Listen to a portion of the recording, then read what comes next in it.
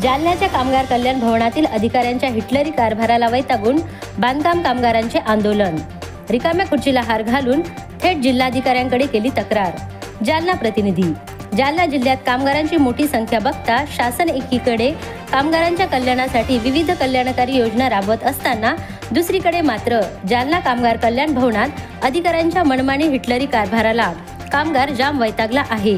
कष्ट आणि मेहनतीच्या पैशातून संसारात काटकसर करून सर्व आवश्यक कागदपत्रे कामगार जमा करतो, ऑनलाईन अर्ज भरतो, मात्र या ना त्या कारणाने 8-9 महिने त्यांना पावती मिळत नाही।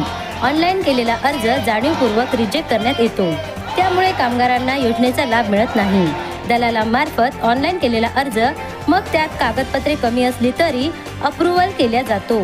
चिरीमिरी घेऊन त्यांना पेट्या, संसार उपयोगी भांडी वाटप केल्या जाते।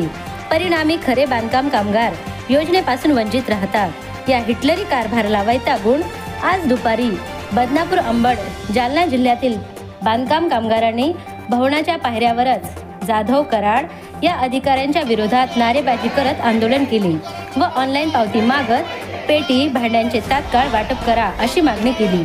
कामगार कल्याण भवनात अधिकाऱ्यांच्या रिकाम्या खुर्चीला हार घालत थेट जिल्हाधिकारी कार्यालय गाठले व जिल्हाधिकाऱ्यांकडे विविध मागण्यांचे निवेदन देत ऑनलाईन पावती, पेटी भांडे तात्काळ वाटप करासह अधिकाऱ्यांच्या चौकशीची मागणी केली।